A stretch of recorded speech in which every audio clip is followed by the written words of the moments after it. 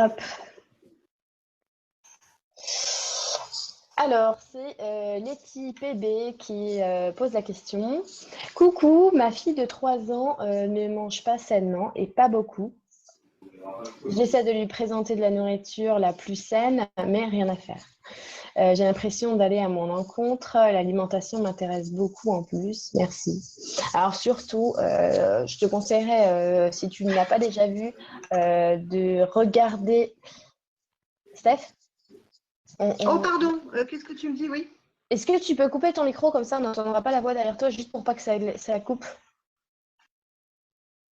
C'est bon? Ok. Donc surtout, si tu l'as pas déjà vu, peut-être regarde l'atelier sur l'accompagnement des enfants dans la spiritualité, parce que je parle justement du fait qu'on n'arrête pas de se culpabiliser à longueur de temps parce qu'on aimerait bien que nos enfants aillent dans un sens ou dans l'autre. Ce qui est très important à savoir, c'est qu'à 3 ans, jusqu'à l'âge de 7 ans, on est dans notre vortex incarné, vraiment dans le premier chakra. Et du coup, on est vraiment en train d'apprivoiser la matière.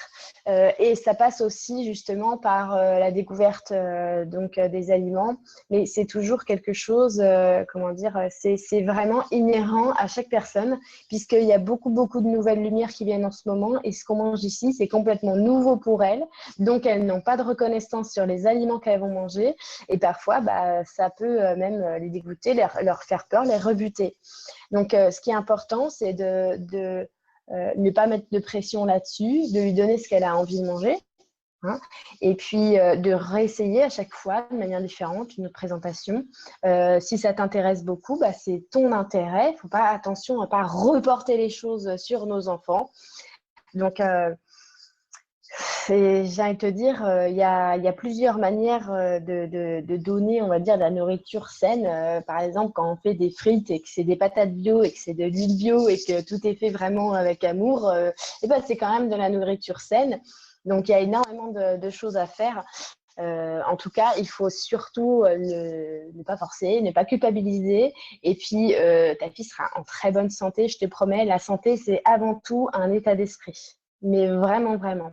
Et ensuite, quand on s'accorde cet état d'esprit, ce calme, cette paix à l'intérieur, la santé, c'est la paix à l'intérieur. Hein. Le mot santé, ça vient de shanti en sanskrit.